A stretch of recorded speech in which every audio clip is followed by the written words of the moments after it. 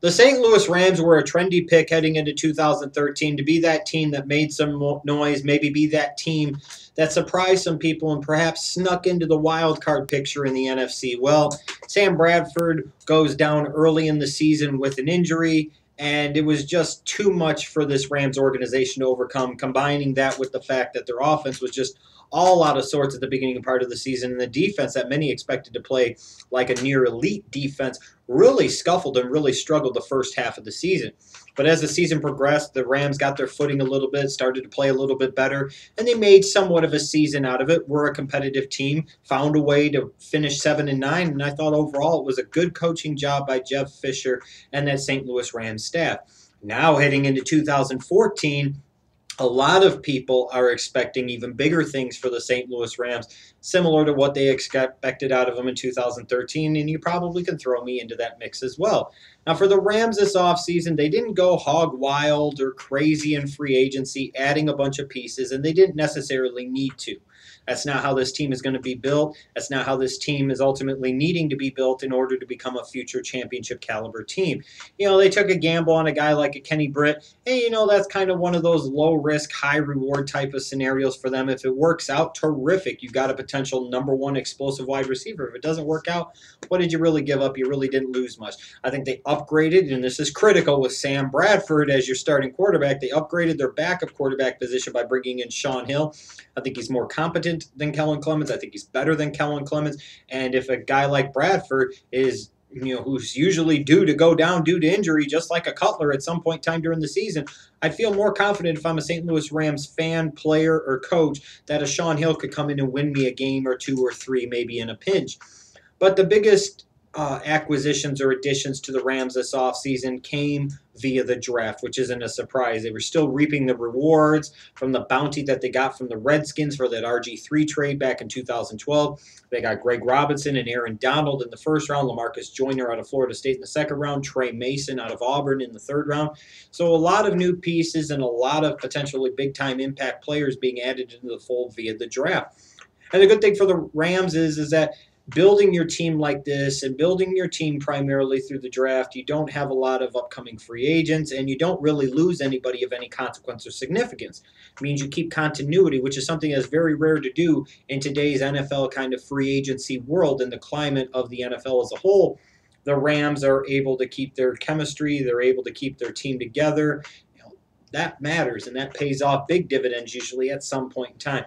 Now, the strengths for this team heading into 2014, I think obviously you got to look at their front four. I think this is beyond question the strength of their entire football team with ends Robert Quinn and Chris Long, defensive tackles Michael Brockers, and first-round pick Aaron Donald, who I would expect to become a force as a three-technique penetrator in the inside of that line. Ladies and gentlemen, this is a front four that is scary in its ability to rush the passer. This is the type of front four that you can win a world championship with. They are that damn good. They are scary and primarily are very young with some of their best years still ahead of them. I also like the running back unit for this team. You're talking about Zach Stacy, who last year as a fifth-round pick played very well once he was given the opportunity. Now you bring third-round pick Trey Mason into the fold. I would expect the St. Louis Rams to have a lot easier of a time running the football in this upcoming season. And even if a Stacy is ineffective or he gets hurt, a guy like Trey Mason should be able to come in and fill the void, and he might even play better. Now, question marks for this team, there are some heading into 2014. There's no question about it. It's not all roses and puppies and sunshine and beer and everything. Sam Bradford is the ultimate question mark for this team. I'm still not sold that this guy's a franchise quarterback. I'm still not sold that this guy is the type of quarterback that you can ever think of winning a championship with as your starter, and most particularly because I think he lacks that elite arm talent. I think he lacks that elite talent in general, and more specifically, he lacks that ability to stay healthy consistently for all 16 games. And as I talk about with my Bears with Jay Cutler all the time, the single biggest reason that Jay Cutler is not a franchise quarterback, and nobody can argue otherwise, is because he doesn't play all 16 games. He can't stay healthy. And Sam Bradford is in a similar boat. If the Rams are going to do anything in this season, they must have Sam Bradford stay healthy. He has to start all 16 games. He has to play at a near Pro Bowl level. And that's a huge question mark when we're talking about Sam Bradford. You also have questions about the offensive line. Jake Long's coming back from a serious injury. How's he going to play? Roger Saffold moving full-time inside to guard. How's he going to play there? First round pick, your second overall selection, Greg Robinson. You're playing him inside at left guard. How's he going to transition there? How's he going to adjust there after playing left tackle at Auburn last season? This is an offensive line that in theory seems to be a little bit improved, perhaps. But especially early on last season, they really struggled in their run blocking, and they weren't the best in pass protection, and only got a little bit better as the year went along. And I wonder how much better they really improved in that area heading into this season. And then I look at the wide receivers; they have some talent there, guys like Tavon Austin and Chris Givens. Throw maybe a Kenny Britt into the fold. But the question is do they have that number one wide receiver? Do they have that takeover type of guy? You throw a Jared Cook into the mix. This is a guy that seems like he has that athletic talent that he flashes from time to time, but he's not a guy that's going to be a number one target or a number one weapon for you in a championship level offense. And where is that production going to come from on the outside consistently to help out Sam Bradford and the St. Louis Rams offense? Looking ahead to their schedule now for 2014, they've got the AFC West, they've got the NFC East, and then the benefit of finishing last in your division the year before, you have not the strongest NFC games in terms of you get Tampa Bay and you get Minnesota. Two teams you'd expect to improve some, but you're not talking about them playing somebody like a Philadelphia and a New Orleans, let's say, if you get my drift. There's one key stretch of schedule here for the St. Louis Rams in the heart of the season that I think bears a lot of watching, and that is weeks 8 through 10. They go to Kansas City, they go to San Francisco, and then they go to Arizona. If the St. Louis Rams want to win 9 or 10 games this season, if the St. Louis Rams want to have a shot at potentially making the playoffs in the NFC and seeing what happens from there, they must handle some business in that 3-week stretch. I don't think they can lose all 3 games in that stretch and expect to make the playoffs at all. Frankly, I'm not even sure if they can win one of those 3 road games and expect to make the playoffs. That's a tough stretch. Kansas City, San Francisco, Arizona. 2 of them playoff teams last year. The third team didn't make the playoffs. They won 10 games last season. You got to play all 3 of those teams in a row on the road. If the St. Louis Rams can somehow come out of that 3-game stretch finishing 2-1 in those 3 games, maybe beating a Kansas City and an Arizona, they got to feel really good about themselves for the rest of the second half of the season. They got to be really positioning themselves well for a shot at the playoffs. Their keys to success, other than doing well in that 3-week stretch of schedule, Bradford.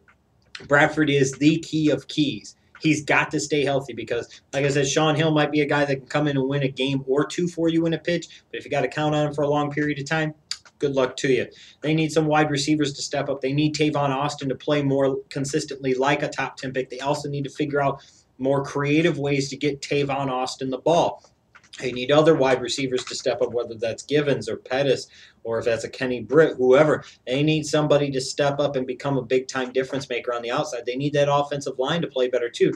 They got to protect Sam Bradford, and they got to do a better job, especially early on in the season, if they're trying to establish a more physical identity in the running game with their offense.